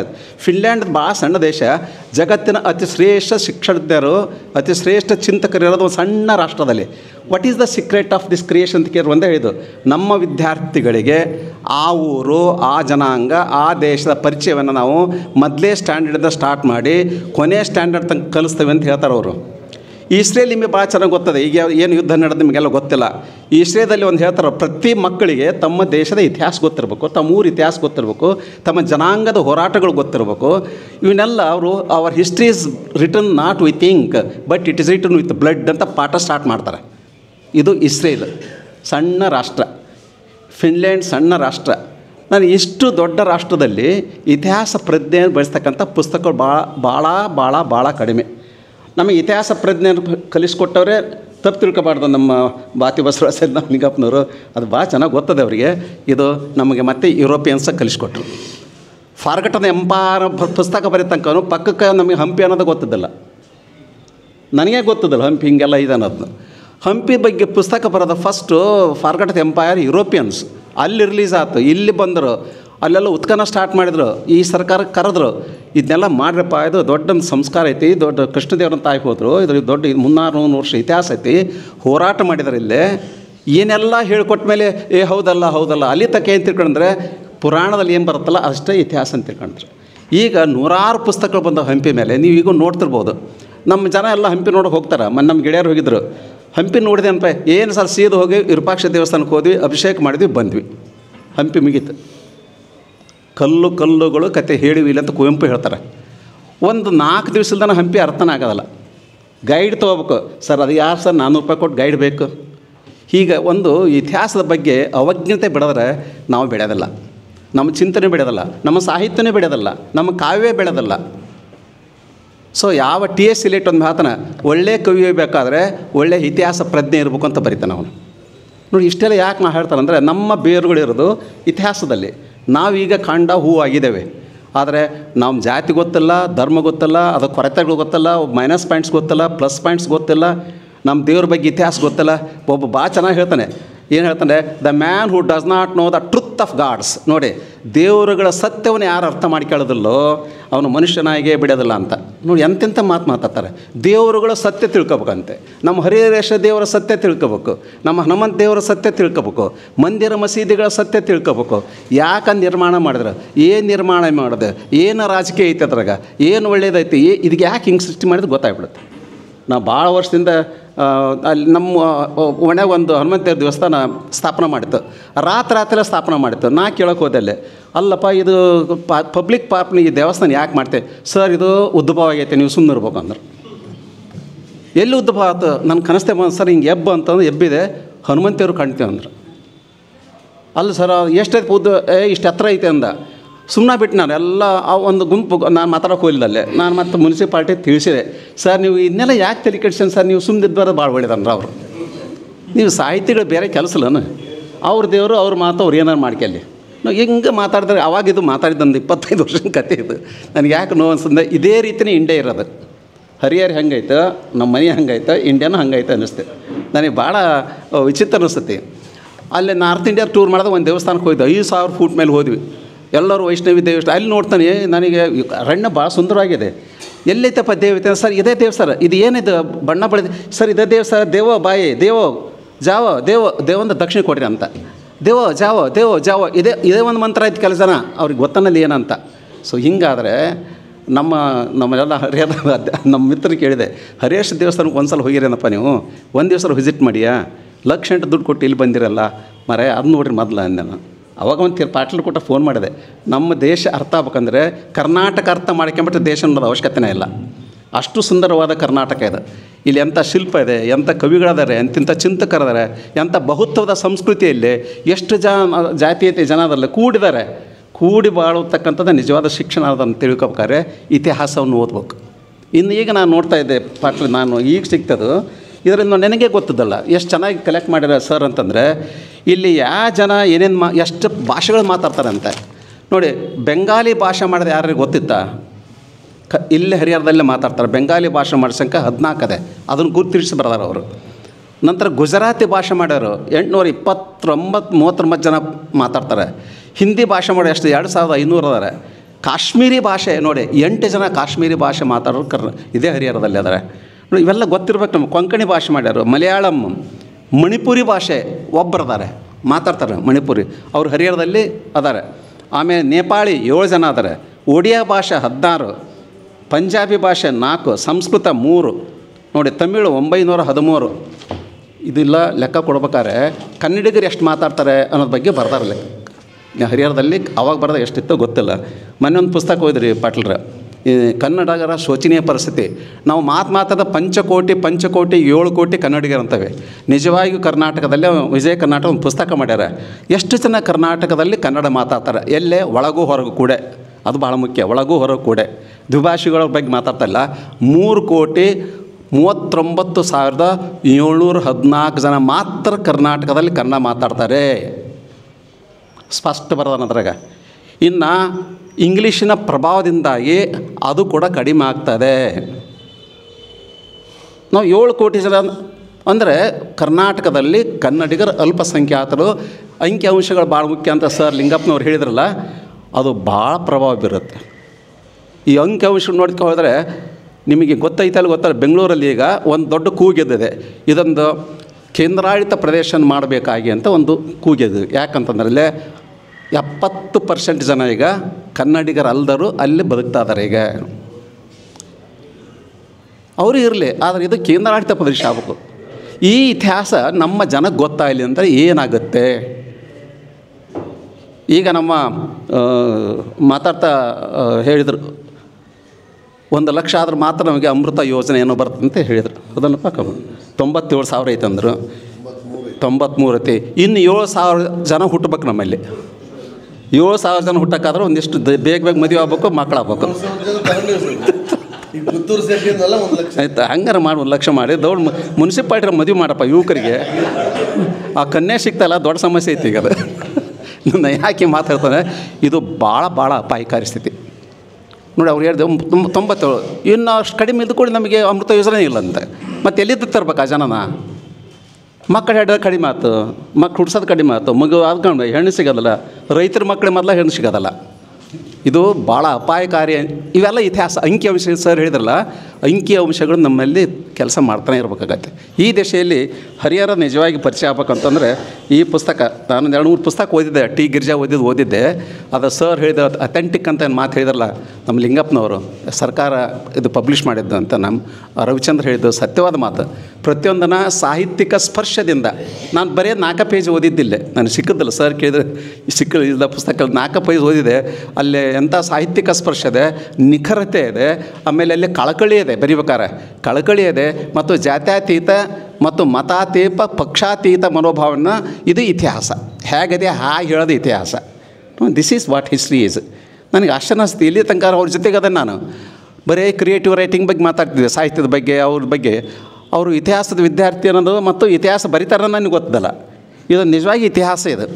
ಅದು ಈ ಇತಿಹಾಸವನ್ನು ನಮ್ಮ ಮನೆಗೆ ಮುಟ್ಟಿಸ್ಬೇಕಾದ್ರೆ ನಮ್ಮ ಪಾಟೀಲರು ಮತ್ತು ತಹಸೀಲ್ದಾರ್ ಸಾಹೇಬರು ಕನಿಷ್ಠ ಸಾಹಿತಿಗಳನ್ನು ಬರೀತಾರಲ್ಲ, ಅವ್ರ ಮನೆಗೆ ಮುಟ್ಟಿಸ್ತೀನಿ ಅಂತ ನನ್ನ ರಿಕ್ವೆಸ್ಟ್. ಈಗ ನನಗೆ ಒಂದು ಪುಸ್ತಕ ಇಲ್ಲ ಅಂತ ನೋಡಿ ಹೆಂಗೈತಿ, ಅವಸರ ಓದಿಡ್ಬೇಕಾಗ್ತದೆ. ಆದ್ದರಿಂದ ಇವತ್ತಿನ ಸಂದರ್ಭದಲ್ಲಿ ನಮ್ಮ ಪ್ರೊಫೆಸರ್ ಸಿ ವಿ ಪಾಟೀಲ್ರ ಮತ್ತು ನಮ್ಮ ಅನೇಕ ವಿದ್ಯಾರ್ಥಿ ಮಿತ್ರರು, ನಮ್ಮ ರವಿಚಂದ್ರ ಅದಾನೆ, ನಮ್ಮ ಜಂಬಣ್ಣವ್ರು ಅದಾರೆ, ಎಂತೆಂಥ ಯುವಕರದಾರ. ಈ ಹಿನ್ನೆಲೆಯಲ್ಲಿ ಸಾಹಿತ್ಯ, ಸಂಸ್ಕೃತಿ, ಇತಿಹಾಸದ ಬಗ್ಗೆ ನಿಮ್ಮ ಮುನ್ಸಿಪಾಲ್ಟಿಯಲ್ಲಿ ಸಾಧ್ಯ ಆದಷ್ಟು ಇಂಥ ಕಾರ್ಯಕ್ರಮವನ್ನು ಹಮ್ಮಿಸ್ಕೊಳ್ರಿ. ಅಲ್ಲಿರ್ತಕ್ಕಂಥ ಎಲ್ಲ ಮುನ್ಸಿಪಾಲ್ಟಿ ಮೆಂಬರ್ಸ್ಗೆ ಹರಿಹರ ಪರಿಚಯ ಮಾಡಿರಿ. ಅವರ ಓಣಿ ಅವ್ರದ್ದು ಅಲ್ಲ, ಅವ್ರಿಗೆ ಹರಿಹರ ಪರಿಚಯ ಆಗ್ಬೇಕು. ಪರಿಚಯನ ಇಲ್ಲೀಗ ಯಾರಿಗೆ ನಮ್ಮ ಓಣಿ ಆ ಓಣಿ ಗೊತ್ತಿಲ್ಲ ಅಂತಕ್ಕಂಥ ಮುನ್ಸಿಪಾಲ್ಟಿ ಮೆಂಬರ್ಸ್ ತಪ್ಪು ತಿಳ್ಕೊಬೇಡ್ರಿ ಅಂದಾರ ಅದನ್ನ ಆ ರೀತಿ. ಅದರಿಂದ ಪರಿಚಯ ಇರ್ಬೇಕು ರೀ. ಪಕ್ಕದ ಮನೆಗೆ ಗೊತ್ತಿರ್ಬೇಕು, ಆ ಓಣಿ ಗೊತ್ತಿರ್ಬೇಕು, ಇಲ್ಲೇನು ಸಮಸ್ಯೆ ಗೊತ್ತಿರ್ಬೇಕು. ಅಲ್ಲಿದ್ದು ಒಂದ್ಕೊಂದು ಕನೆಕ್ಷನ್ ಇರ್ತವೆ. ಈ ಓಣೆ ನೀರು ಬರಲಿಲ್ಲ ಅಂದ್ಕೊಳ್ಳಿ, ಸರ್ ನಮ್ಮ ಸಂಬಂಧ ಅಲ್ಲ ಸರ್, ನೀವು ಸಾಯಿರಿ ಸರ್, ನಮಗೆ ಅಷ್ಟೇ ನೀರು ಬೇಕಂದ್ರೆ ಅಂಥದ್ದು ಆಗಿದೆ ನಮ್ಮ ವಿದ್ಯಾನಗರದಲ್ಲಿ. ಆದ್ದರಿಂದ ಈ ಒಟ್ಟು ನಾವು ಒಂದು ಅನ್ನೋ ಬರಬೇಕಾದ್ರೆ ಇವ ನಮ್ಮವ ಅಂತ ಬಸವಣ್ಣ ಮಾತು ಜಾರಿ ಬರಬೇಕಾದ್ರೆ ನಮಗೆ ಇತಿಹಾಸ ಪ್ರಜ್ಞೆ ಭಾಳ ಮುಖ್ಯ ಅಂತ ನನ್ನ ಭಾವನೆ. ಈ ದಿಶೆಯಲ್ಲಿ ಈ ಪುಸ್ತಕ ತುಂಬ ಪೂರಕವಾಗಿದೆ. ಸಾಹಿತ್ಯ ವಿದ್ಯಾರ್ಥಿಗಳಿಗೆ, ರಾಜಕೀಯ ವಿದ್ಯಾರ್ಥಿಗಳಿಗೆ ಮತ್ತು ಸಾಮಾನ್ಯ ಜನರಿಗೂ, ಪತ್ರಕರ್ತರಿಗೂ ಇದು ಒಂದು ರೆಫರೆನ್ಸ್ ಬುಕ್ ಅಂತಾರೆ. ಇದಕ್ಕೆ ರೆಡಿ ರೆಕನರ್ ಅಂತ ಕರೀತಾರೆ. ನೀವು ಏನೇ ತೆಗೆದು ನೋಡಿದ್ರಾಗ ವಿಷಯ ಸಿಗುತ್ತೆ. ಸಾಹಿತಿಗಳು, ಧರ್ಮಗಳು, ಜಾತಿಗಳು, ಮತಗಳು, ದೇವಸ್ಥಾನಗಳು, ಮಂದಿರ ಮಸೀದಿಗಳು ಸಂಖ್ಯೆ ಎಷ್ಟು ಮಾಡ್ತಾರೆ, ಏನು ಮಾಡ್ತಾರೆ, ಇರತಕ್ಕ ಆರ್ಥಿಕ ಸ್ಥಿತಿ ಏನಿದೆ, ಯಾಕೆ ಹಿಂಗಾಗಿದೆ ಅನ್ನೋದ್ರ ಬಗ್ಗೆ ಒಂದು ಫಾರ್ಮೇಷನ್ ಆಫ್ ದ ಮೈಂಡ್ ಆಗುತ್ತೆ. ಅದನ್ನ ಹೇಳ್ತಾರೆ Ambedkar, formation of the mind ಅಂತಕ್ಕಂಥ ಸಮಯ ಆತ ಏನೋ ರುದ್ರಗೌಡ ಏನೋ ಹೇಳ್ತಿದ್ರು. ಅದರಿಂದ ನನಗೆ ಭಾಳ ಖುಷಿ ಅಂದ್ರೆ ರುದ್ರಗೌಡ ಭಾಳ ದಿವಸ ನೋಡಿದ್ದಿಲ್ಲ. ಹಾಂ ಅದ ಕನ್ನಡ ಹೋರಾಟಗಾರರ ಬಗ್ಗೆ. ಅದರಿಂದ ಎಷ್ಟೆಷ್ಟು ಕನ್ನಡ ಹೋರಾಟಗಾರ ಇಲ್ಲಿ ಆಗಿ ಹೋದರು, ಎಷ್ಟೆಷ್ಟು ಸಂಸ್ಥೆಗಳಿದಾವೆ ಇಲ್ಲೇ, ಉಳಿಸ್ಬೇಕಾದ್ರೆ ಹೆಂಗೆ, ಬೆಳೆಸ್ಬೇಕು ಹೆಂಗೆ. ಈ ಒಂದು ಪ್ರಜ್ಞೆ ಇಲ್ಲ ಅಂತಂದರೆ ಏನು ಮಾಡೋಕ್ಕಾಗಲ್ಲ. ತಾವು ತಿಳಿದ್ದೇ ಇತಿಹಾಸ ಆಗಿದೆ, ತಾವು ತಿಳಿದ್ದೇ ಒಂದು ಚರಿತ್ರೆ ಆಗುತ್ತೆ. ಮತ್ತು ಇಲ್ಲಿ ಪತ್ರಕರ್ತರು ಏನು ಕಾಂಟ್ರಿಬ್ಯೂಷನ್ ಮಾಡಬೇಡ. ಎಂತೆಂಥ ಕಲಾವಿದರು, ಜಾನಪದ ಕಲಾವಿದರು ನನಗೆ ಗೊತ್ತೇ ಇದ್ದಿಲ್ಲ ದಾವಣಗೆರೆ ಜಿಲ್ಲೆ ಇಷ್ಟು ಅದ್ಭುತವಾದ ಜಾನಪದ ಕಲಾವಿದ ಅಂತ. ಮೊನ್ನೆ ನಮ್ಮ ಕಡ್ಕೋಳು ಮಲ್ಲಿಕಾರ್ಜುನಪ್ಪ ಪುಸ್ತಕ ಕೊಟ್ಟು ಕಳಿಸಿದ್ರು. ಎಂತೆಂಥ ಅದ್ಭುತ ವ್ಯಕ್ತಿಗಳು ಗೊತ್ತಿಲ್ದಂಗೆ ಅದಾರಪ್ಪ ಪಾಪ. ನೋಂಕಿನ ತುಂಬ ಚೆನ್ನಾಗಿ ಕನ್ನಡ ಮಾತಾಡ್ತಾರೆ, ಹಾಡ್ತಾರೆ. ಸೊ ಅಂಥರ ಪರಿಚಯ ನಿಮಗೆ ಆಗ್ಬೇಕು. ಇದೊಂದು ನಿಜವಾಗಿಯೂ ಇದ್ರ ಪರಿಚಯ ಅಂತಂದರೆ ನಮ್ಮನ್ನು ನಾವು ಪರಿಚಯ ಮಾಡ್ಕೊಂಡಂಗೆ ಈ ಪುಸ್ತಕ, ಮತ್ತೊಂದು ಏನಿಲ್ಲ. ನಮ್ಮನ್ನು ನಾವು ಪರಿಚಯ ಮಾಡ್ಕೊಂಡ್ರೆ, ನಮ್ಮೂರು ಪರಿಚಯ ಅಂದ್ರೆ ನಮ್ಮನ್ನು ನಾವು ಪರಿಚಯ ಅಂತ ಹೇಳ್ತಾ, ನಾನು ವೈಯಕ್ತಿಕವಾಗಿ ಒಬ್ಬ ಸಾಹಿತ್ಯ ವಿದ್ಯಾರ್ಥಿಯಾಗಿ ನಾನು ಮತ್ತೊಂದು ಸಲ ತುಂಬ ಹೃದಯದಿಂದ ನಮ್ಮ ಪ್ರೊಫೆಸರ್ ಸಿ ವಿ ಪಾಟೀಲ್ ಕೊಡ್ತಾ ಇದ್ದೀನಿ. ಇದೊಂದು ಚಾರಿತ್ರಿಕ ಪುಸ್ತಕ ಅಂತ ಹೇಳ್ತಾ ನಾನು ಮಾತನ್ನು ಮುಗಿಸ್ತಾನೆ. ಧನ್ಯವಾದಗಳು. ಈಗ ಈ ಒಂದು ಕಾರ್ಯಕ್ರಮದ ಕೇಂದ್ರ ಬಿಂದುಗಳು ಆಗಿರುವಂಥ professor C V Patil sir ಅವರು ಮಾತನಾಡಲಿ. ಎಲ್ಲರಿಗೂ ತುಂಬ ಹೃದಯದ ನಮಸ್ಕಾರಗಳು ಮತ್ತು ಧನ್ಯವಾದಗಳು. ಇವತ್ತು ಈ ಸಭಾಂಗಣದಲ್ಲಿ ನಡೆದಂಥ ಈ ಕಾರ್ಯಕ್ರಮ ಬಹುಶಃ ನನ್ನ ವೃತ್ತಿ ಮತ್ತು ಪ್ರವೃತ್ತಿ ಜೀವನದಲ್ಲಿ ಮರೆಯಲಾರದಂಥ ದಿನ ಅಂಥೇಳಿ ನಾನು ಭಾವಿಸ್ಕೊಂಡಿದ್ದೇನೆ. ಬಹುಶಃ ಅದಕ್ಕೆ ಕಾರಣ ಏನು ಅಂದರೆ, ಯಾವ ಭೂಮಿ, ಯಾವ ಪರಿಸರ, ಯಾವ ಜನ ನನ್ನ ಬದುಕನ್ನು ಕಟ್ಟಿಕೊಳ್ಳಲಿಕ್ಕೆ ಆಸರಾಗಿ ನಿಂತಂಥ ಈ ಕ್ಷೇತ್ರ, ಈ ಕ್ಷೇತ್ರದ ಬಗ್ಗೆ ನಾನು ಏನಾದರೂ ಋಣವನ್ನು ತೀರಿಸಿದರೆ ಬಹುಶಃ ಇವತ್ತು ಏನು ನಿಮ್ಮ ಎಲ್ಲರ ಗಮನಕ್ಕೆ ಬಂದಂಥ ಹರಿಹರ ತಾಲೂಕು ಗೆಜೆಟಿಯರ್ ಗ್ರಂಥ, ಅದು ನನ್ನ ಅನೇಕ ಕೃತಿಗಳಲ್ಲಿ, ಸುಮಾರು 32 ಕೃತಿಗಳಲ್ಲಿ ಇದೊಂದು ಮೀಸಲು ಕೃತಿ. ಇದು ಇಂಥ ಒಂದು ಕೃತಿ ರಚನೆ ಆಗಲಿಕ್ಕೆ ಕಾರಣ ಈ ನೆಲ ಮತ್ತು ಈ ನೆಲದ ಸಂಸ್ಕೃತಿ ಮತ್ತು ಇಲ್ಲಿನ ಜನರ ವಿಶ್ವಾಸ ಮತ್ತು ಪ್ರೀತಿ ಅಂಥೇಳಿ ನಾನು ಭಾವಿಸ್ಕೊಂಡಿದ್ದೇನೆ. ಈ ಗೆಜೆಟಿಯರ್ ಗ್ರಂಥ ಪ್ರಕಟ ಆಗಿ ಈಗಾಗಲೇ 3 ವರ್ಷ ಆಯಿತು. ನಾವೆಲ್ಲ ಒಂದು ಮಾತು ಹೇಳ್ತೇವಲ್ಲ, ಅದು ಇವತ್ತು ನನಗೆ ಸಾಕ್ಷಿ ಆಯಿತು. ತಡವಾದರೆ ನಿಂಟು ತಳಿನೀರು ಕುಡಿಯೋಣ ಅಂತ. ಕೆಲವು ಸಾರಿ ಈ ವಿಳಂಬ ಕೂಡ ಭಾಳ ಉತ್ತಮವಾದಂಥ ಸಂಗತಿಗಳಿಗೆ ಅದು ಕಾರಣ ಆಗುತ್ತೆ ಅಂಥೇಳಿ ನಾನು ಭಾವಿಸ್ಕೊಂಡಿದ್ದೇನೆ. ಈ ಗ್ರಂಥದ ಬಿಡುಗಡೆಗೆ ಒಂದು ನಮ್ಮ ಕೊಟ್ರಪ್ಪನವರು ಒಂದು ಪರಿಭಾಷೆಯನ್ನು ಬಳಸಿದ್ರು. ಅವರು ಏನು ಸರ್ ನಿಮ್ಮ ಗೆಜೆಟಿಯರ್ ಗ್ರಂಥಕ್ಕೆ ಗ್ರಹಣ ಇನ್ನೂ ಬಿಡುಗಡೆ ಯಾವಾಗ ಆಗುತ್ತೆ? ಅದಕ್ಕೆ ಯಾವುದಕ್ಕಾದ್ರೂ ಕೂಡ ಕಾಲು ಕೂಡಿ ಬರಬೇಕು ಅಂತ ಏನು ಹೇಳ್ತಾರಲ್ಲ, ಯೋಗ ಕೂಡಿ ಬರಬೇಕು ಅಂತ ಹೇಳ್ತಾರಲ್ಲ, ಬಹುಶಃ ಆ ಕಾಲ ಕೂಡಿ ಬರುವ ಒಂದು ಗಳಿಗೆ ಬಹುಶಃ ಈ ಕ್ಷಣ ಆಯಿತು ಅಂಥೇಳಿ ನಾನು ಭಾವಿಸ್ಕೊಳ್ತೇನೆ. ಸಾಮಾನ್ಯವಾಗಿ ನಾವೆಲ್ಲರಿಗೂ ಗೊತ್ತಿದೆ, ಪ್ರಕೃತಿಯಲ್ಲಿ ಕೂಡ ಸೂರ್ಯ ಮತ್ತು ಚಂದ್ರರಿಗೆ ಗ್ರಹಣ ಆಗ್ತವೆ. ಇಡೀ ಜಗತ್ತಿಗೆ ಬೆಳಕನ್ನು ಕೊಡ್ತಕ್ಕಂಥ ಸೂರ್ಯ ಚಂದ್ರರಿಗೆ ಗ್ರಹಣ ಆಗ್ತವೆ. ಆ ಗ್ರಹಣಗಳು ಬಿಡುಗಡೆ ಆಗಬೇಕು, ಮೋಕ್ಷ ಆಗಬೇಕಂದ್ರೆ ಒಂದು ಕಾಲ ಕೂಡಿ ಬರಬೇಕಲ್ಲ. ಹಾಗೆ ನಮ್ಮ ಬದುಕಿನ ಅನೇಕ ಸಂಗತಿಗಳು, ಅದು ಸಾಹಿತ್ಯಿಕವಾಗಿರ್ಬೋದು, ಸಾಂಸ್ಕೃತಿಕವಾಗಿರ್ಬೋದು, ಸಾಮಾಜಿಕವಾಗಿರ್ಬೋದು, ಯಾವುದೇ ಸಂಗತಿಗಳು ಕೂಡ ಕೆಲವು ಸಾರಿ ಗ್ರಹಣಗಳು ಬಡಿತೇವೆ, ಗ್ರಹಣಗಳು ಹಿಡ್ಕೊಳ್ತವೆ. ಅವು ಮೋಕ್ಷ ಹೊಂದಬೇಕು, ಅವು ಬಿಡುಗಡೆ ಆಗಬೇಕಂದ್ರೆ ಸ್ವಲ್ಪ ಕಾಲ ಕೂಡಿ ಬರಬೇಕು ಅಂತಲ್ಲ. ಆ ರೀತಿಯಾಗಿ 3 ವರ್ಷಗಳ ಹಿಂದೆ ಪ್ರಕಟಗೊಂಡಂಥ ಈ ಗೆಜೆಟಿಯರು ಇವತ್ತು ನಿಮ್ಮೆಲ್ಲರ ಮುಂದೆ ಅದರ ಪರಿಚಯ ಕಾರ್ಯಕ್ರಮ ಭಾಳ ಅದ್ಭುತವಾಗಿ ಈ ಕಾರ್ಯಕ್ರಮ ಆಯಿತು. ಈ ಗ್ರಹಣವನ್ನು ಬಿಡಿಸಿದವರು ಯಾರು ಅಂದರೆ, ಬಹುಶಃ ಈಗಾಗಲೇ ಅನೇಕ ಜನ ಮಾತಾಡಿದ್ದಾರೆ. ಸರ್ ಭಿಕ್ಷಾವರ್ತ್ ಸರ್ ಹೇಳಿದಾಗೆ ಅದ್ರ ಬಗ್ಗೆ ನಾನು ಅಷ್ಟು ಉತ್ಸುಕನಾಗಿರಲಿಲ್ಲ. ಏನೋ ಒಂದು ಕೆಲಸ ನಿರ್ವಹಿಸಿದ್ದೇನೆ, ಅದು ಆಗಿಬಿಟ್ಟಿದೆ, ಅಷ್ಟು ತೃಪ್ತಿ. ಆದರೆ ಸಾಹಿತ್ಯಿಕ ಬಳಗವಾಗಿರ್ತಕ್ಕಂಥ ನಮ್ಮ ಭಿಕ್ಷಾವರ್ತ್ ಸರ್ ಹಿಡ್ಕೊಂಡು ನಮ್ಮ ಕಾರ್ಮಿಕ ಮುಖಂಡರಾಗಿದ್ದರೂ ಕೂಡ ಸಾಹಿತ್ಯದ ಬಗ್ಗೆ, ಸಂಸ್ಕೃತಿ ಬಗ್ಗೆ ಕಾಳಜಿ ಉಳ್ಳಂಥ ಎಚ್ ಕೊಟ್ರಪ್ಪನವರಾಗಿರ್ಬೋದು, ರಾಷ್ಟ್ರೀಯ ಕ್ರೀಡಾಪಟುವಾಗಿರ್ತಕ್ಕಂಥ ವಿದ್ಯಾರ್ಥಿ ಮಿತ್ರರಾಗಿರ್ತಕ್ಕಂಥ ನಮ್ಮ ನಿಜಗುಣವರು ಇರ್ಬೋದು, ಸಾಹಿತ್ಯ ಪರಿಷತ್ತಿನ ಎಲ್ಲ ಅಧ್ಯಕ್ಷರನ್ನೊಳಗೊಂಡು ಪದಾಧಿಕಾರಿ ಇರ್ಬೋದು, ಮಾಜಿ ಕನ್ನಡ ಸಾಹಿತ್ಯ ಪರಿಷತ್ತಿನ ಅಧ್ಯಕ್ಷ ಅಂತ ಹುಗಾರ್ ಇರ್ಬೋದು, ಬಂಡಾಯ ಸ್ನೇಹಿತರಾಗಿರ್ತಕ್ಕಂಥ ಕಲೀಂ ಭಾಷಾ ಇರ್ಬೋದು, ಸಾಹಿತ್ಯ ಸಂಘದ ಅಧ್ಯಕ್ಷ ಆಗಿರ್ತಕ್ಕಂಥ ಬಿ ವಿ ಕೊಟ್ರೇಶ್ ಅವರು ಬಹಳ ಏನು ಸರ್ ಇದು ಕಾರ್ಯಕ್ರಮ ಮಾಡಲೇಬೇಕು ಅಂಥೇಳಿ ಅವರು ಒತ್ತಾಯ. ಹೀಗೆ ಈ ಎಲ್ಲರ ಒಂದು ಒತ್ತಾಯ, ಅವರ ಪ್ರೀತಿ ಇವತ್ತು ಈ ಗ್ರಹಣಕ್ಕೆ ಮೋಕ್ಷವನ್ನು ಕೊಟ್ಟಂಥ ಕಾಲ. ಆ ಎಲ್ಲ ಮಹನೀಯರಿಗೆ, ಎಲ್ಲ ಹಿತೈಷಿಗಳಿಗೆ, ಎಲ್ಲ ನನ್ನ ಪ್ರೀತಿಯ ಸ್ನೇಹಿತರಿಗೆ ನಾನು ತುಂಬು ಹೃದಯದಂಥ ಧನ್ಯವಾದಗಳನ್ನು ಅರ್ಪಿಸೋಕ್ಕೆ ಇಷ್ಟಪಡ್ತಾ ಇದ್ದೇನೆ. ಈ ಗ್ರಂಥವನ್ನು ಕುರಿತು ನ್ಯಾಯ ಒದಗಿಸ್ತಕ್ಕಂಥ ಮಾತನಾಡಿ ಯಾರು ಅಂತಕ್ಕಂಥ ನಾನು ಬಹಳ ವಿಚಾರ ಮಾಡಿಕೊಂಡಾಗ ಬಹಳ ಆಲೋಚನೆ ಮಾಡಲಿಲ್ಲ ನಾನು.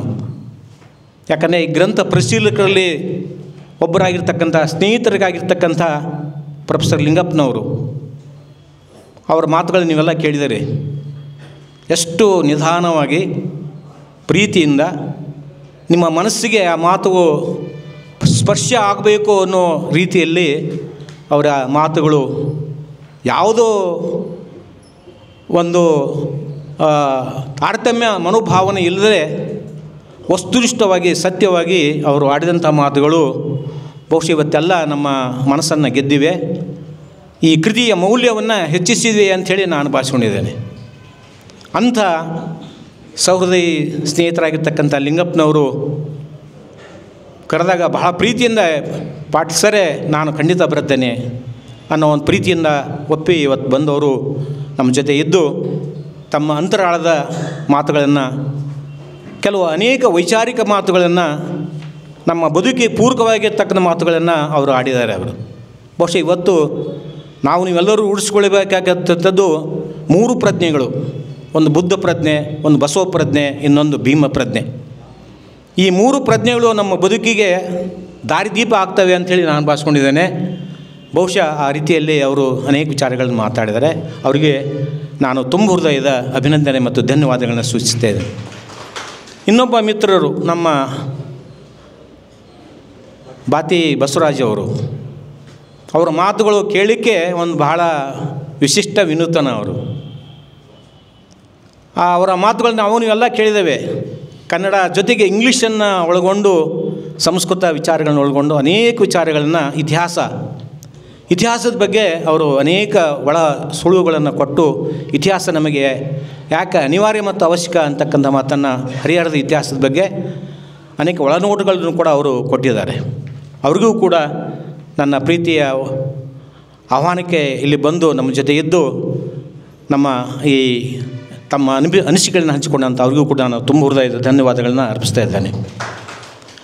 ಇನ್ನು ಹಿರಿಯರಾಗಿರ್ತಕ್ಕಂಥ ಭಿಕ್ಷಾವರ್ತ್ ಮಠ್ ಸರ್ ಅವರು ಇತಿಹಾಸದ ಬಗ್ಗೆ ಬಹಳ ನಿಷ್ಠೂರವಾದಂಥ ಇತಿಹಾಸ, ಅದು ಹೇಗಿರಬೇಕು, ಹೇಗಿದ್ದರೆ ಅದು ನಮಗೆ ಪೂರಕ ಆಗುತ್ತೆ ಅಂತಕ್ಕಂಥ ಅನೇಕ ಉದಾಹರಣೆಗಳನ್ನ ಹೇಳುವ ಮೂಲಕ ಈ ಕೃತಿಯ ಬಗ್ಗೆ ಅನೇಕ ಮೌಲಿಕವಾದ ಮಾತುಗಳನ್ನ ಆಡಿದ್ದಾರೆ.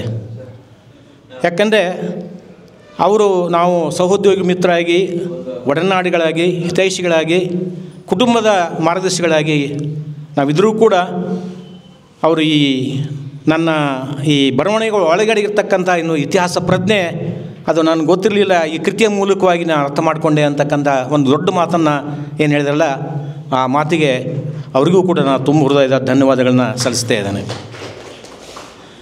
ಇನ್ನು ಈ ವೇದಿಕೆ ಮೇಲೆ ಆಸೀನರಾಗಿ ಈ ಕಾರ್ಯಕ್ರಮವನ್ನು ಉದ್ಘಾಟನೆ ಮಾಡಿ ಜನಪ್ರಿಯ ಶಾಸಕರಾಗಿದ್ದಂಥ PB ಹರೀಶ್ ಅವರು ಭಾಳ ಹರಿಹರ ಅಭಿವೃದ್ಧಿಯ ಬಗ್ಗೆ, ಅಭಿವೃದ್ಧಿಯ ಕುಂಠಿತ ಯಾಕೆ ಕಾರಣ ಆಗ್ತಾಯಿದೆ ಅನ್ನೋದ್ರ ಬಗ್ಗೆ ಕೆಲವು ನಿಷ್ಠುರವಾದಂಥ ಸತ್ಯವಾದಂಥ ಮಾತುಗಳನ್ನ ಆಡಿದ್ದಾರೆ. ಆ ಎಲ್ಲ ಮಾತುಗಳು ಬಹುಶಃ ಇವತ್ತಿನ ಮಾತುಗಳಲ್ಲ, ಬಹುಶಃ ಅದು ನಮ್ಮ ಹರಿಹರದ ಇತಿಹಾಸದ ಮಾತುಗಳು ಅಂಥೇಳಿ ನಾನು ಭಾವಿಸಿಕೊಳ್ತೇನೆ. ಯಾಕಂದರೆ ಏನೋ ಒಂದು ಜನಪ್ರತಿನಿಧಿಗಳು ಒಂದು ಕಾಳಜಿ ಮತ್ತು ಅವರ ಉದ್ದೇಶ ಹೇಗೆ ಇರಬೇಕು ಅಂತಕ್ಕಂಥದ್ದು, ಅದಕ್ಕೆ ಹರಿಹರ ಬಹಳ ಒಂದು ರೀತಿ ವಂಚಿತ ಆಗಿದೆ. ಅದು ಆ ಒಂದು ದೃಷ್ಟಿಯಿಂದ ಭೌತಿಕವಾಗಿ ನಾನು ಮೊನ್ನೆ ಯಾವುದೋ ಒಂದು ಸಂದರ್ಭ ಹೇಳಿದೆ, ಭೌತಿಕವಾಗಿ ಹರಿಹರ ಅಭಿವೃದ್ಧಿ ಹೊಂದಿದ್ರೂ ಕೂಡ ಒಂದು ಸಾಕ್ಷಿ ಪ್ರಜ್ಞೆಯಾಗಿ ಅಂತರಂಗಿಕವಾಗಿ ಅದು ಇಡೀ ಕರ್ನಾಟಕದಲ್ಲಿ ಸಾಹಿತ್ಯಿಕವಾಗಿ, ಸಾಂಸ್ಕೃತಿಕವಾಗಿ ಅದಕ್ಕೆ ಅದರದಾಗಿರ್ತಕ್ಕಂಥ ಒಂದು ಸ್ವರೂಪ, ಗಮ್ಮತ್ತು ಇದೆ ಅಂತಕ್ಕಂಥ ಮಾತನ್ನು ಏನು ಹೇಳಿದಲ್ಲ, ಅದು ಬಹಳ ಹೆಮ್ಮೆ ತರ್ತಕ್ಕಂಥ ವಿಷಯ ಅಂತಕ್ಕಂಥ ಮಾತು. ಈ ಹಿನ್ನೆಲೆಯಲ್ಲಿ ನಮ್ಮ ವಿದ್ಯಾರ್ಥಿ ಮಿತ್ರರಾಗಿರ್ತಕ್ಕಂಥ ಜಮ್ಮಣ್ಣವರು, ನಮ್ಮ ವಿದ್ಯಾರ್ಥಿ ಮಿತ್ರರಾಗಿರ್ತಕ್ಕಂಥ ರವಿಚಂದ್ರವರು ಇವತ್ತು ಎರಡು ಕಾರಣಕ್ಕೋಸ್ಕರ ಅತ್ಯಂತ ಖುಷಿ ನನಗೆ.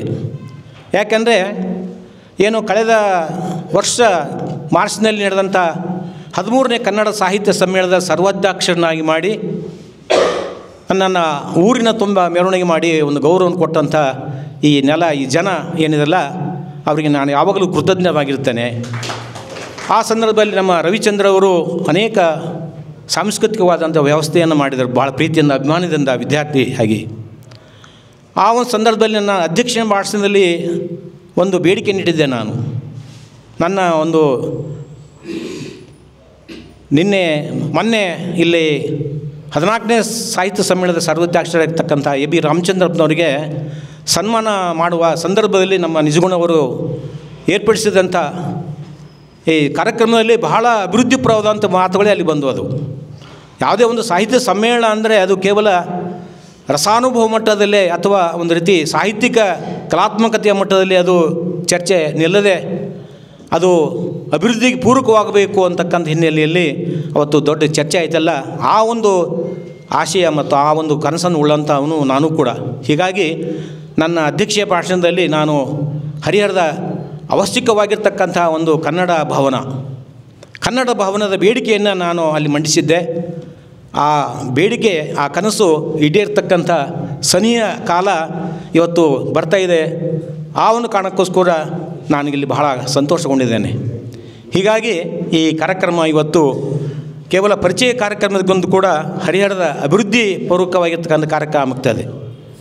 ಇದಕ್ಕೆ ಅಭಿವೃದ್ಧಿ ಆಗಬೇಕು ಅಂತಕ್ಕಂಥದ್ದು ನಮ್ಮೆಲ್ಲರ ಇಚ್ಛೆ ಆಗಿದೆ. ಇದಕ್ಕೆ ಒಂದು ಶಕ್ತಿ ಕೊಡ್ತಕ್ಕಂಥವ್ರು ಯಾರು ಅಂದರೆ ನಮ್ಮ ಮಾಧ್ಯಮ ಮಿತ್ರರ ಒಂದು ಒತ್ತಾಯ, ಅವರ ಕಳಕಳಿ, ಅವರ ಕಾಳಜಿ ನಿರಂತರವಾಗಿ ಈ ಅಭಿವೃದ್ಧಿ ಪರವಾಗಿದ್ದರೆ ಬಹುಶಃ ಅಭಿವೃದ್ಧಿ ಬಹಳ ಶೀಘ್ರದಲ್ಲಿ ಆಗುತ್ತೆ ಅಂತಕ್ಕಂಥ ಹಿನ್ನೆಲೆಯಲ್ಲಿ ನಮ್ಮ ಜೊತೆಗೆ ನಮ್ಮ ಶೇಖರಗೌಡ ಪಾಟೀಲ್ ಅಂದಾಗ ತಕ್ಷಣ ನನಗೆ ನಮ್ಮ ಸುರೇಶ್ ಗೌಡರು ನೆನಪಾಗ್ತಾರೆ. ಸುರೇಶ್ ಗೌಡರು ಬಗ್ಗೆ ನಮಗೆಲ್ಲರಿಗೂ ಗೊತ್ತಿದೆ. ಆ ಮುಂದುವರಿದ ಭಾಗವಾಗಿ ಇವತ್ತು ನಮ್ಮ ಜೊತೆ ಶೇಖರಗೌಡ ಪಾಟೀಲ್ ಇದ್ದಾರೆ ಅಂತಕ್ಕಂಥದ್ದು ನನಗೆ ಬಹಳ ಹೆಮ್ಮೆಯ ವಿಷಯ. ಬಹುಶಃ ಈ ಕಾರ್ಯಕ್ರಮದ ನಡೀಲಿಕ್ಕೆ ಅವರ ಸಹಾಯ, ಸಹಕಾರ, ಮಾರ್ಗದರ್ಶನ ಬಹಳ ಇದೆ, ಮುಂದೂ ಕೂಡ ಇರುತ್ತೆ ಅನ್ನೋದನ್ನು ಈ ಸಂದರ್ಭದಲ್ಲಿ ಹೇಳಿ ಅವರಿಗೂ ಕೂಡ ತುಂಬ ಹೃದಯದ ಧನ್ಯವಾದಗಳನ್ನ ಸಲ್ಲಿಸ್ತಾ ಇದ್ದೇನೆ. ಈ ಕಾರ್ಯಕ್ರಮದಲ್ಲಿ ಅನೇಕ ಹಿರಿಯರು, ನಮ್ಮ ಮುರುಗೇಶ್ ಅಣ್ಣವರು ನಿನ್ನೆ ಒಂದು ಆಮಂತ್ರಣ ಪತ್ರಿಕೆ ಕೊಟ್ಟ ಸಂದರ್ಭದಲ್ಲಿ ಅವರು ಎಷ್ಟು ಗೌರವದಿಂದ ಪ್ರೀತಿಯಿಂದ ಕಾರ್ಯಕ್ರಮ ಪ್ರಾರಂಭದಿಂದ ಹಿಡ್ಕೊಂಡು ಇವತ್ತಿನವರೆಗೂ ಕೂಡ ಈ ಕ್ಷಣದವರೆಗೂ ಕೂಡ ಅವರು ನಮಗೆ ಸಾಕ್ಷೀಭೂತವಾಗಿ ಇಲ್ಲಿ ನಿಂತಿದ್ದಾರಲ್ಲ, ಅಂಥ ಹಿರಿಯ ಜೀವಕ್ಕೆ ಅವರ ಇಡೀ ಕುಟುಂಬ ನಮಗೆ ಗೊತ್ತಿದೆ. ಜಯಣ್ಣವರು ಇಡೀ ಹರಿಹರಕ್ಕೆ ಎಂಥ ಮುತ್ಸದ್ದಿ ರಾಜಕಾರಣಿಯಾಗಿ ಎಂಥ ಅದ್ಭುತವಾದಂಥ ಕೆಲಸ ಮಾಡಿದಂತಕ್ಕಂಥ ಜಯಣ್ಣವರು ನಮ್ಗೆ ಗೊತ್ತಿದೆ. ಅವರ ಒಂದು ಪರವಾಗಿ ನಾನು ಕೂಡ ಅವರಿಗೆ ಜಯಣ್ಣವರಿಗೆ ಒಂದು ವಂದನೆಗಳು ಸಲ್ಲಿಸ್ತಾ ಇದ್ದೇನೆ. ಹಾಗೆಯೇ ಇಲ್ಲಿ ಬಂದಂಥ ಎಲ್ಲ ನಮ್ಮ ಕಲಿಂ ಭಾಷಾ ಅವರಿರ್ಬೋದು, ನಮ್ಮ ಮುಗ್ದುಮರಾಗಿರ್ಬೋದು, ಆಮೇಲೆ ಸ್ವಾಗತ ಗೀತೆ ಮಾಡಿದಂಥ ನಮ್ಮ ಪರಮೇಶ್ ಕತ್ತಿ ಆಗಿರ್ಬೋದು, ಹೀಗೆ ನನ್ನ ಅನೇಕ ವಿದ್ಯಾರ್ಥಿ ಮಿತ್ರರು ಕೂಡ ಇಲ್ಲಿ ಬಂದಿದ್ದಾರೆ.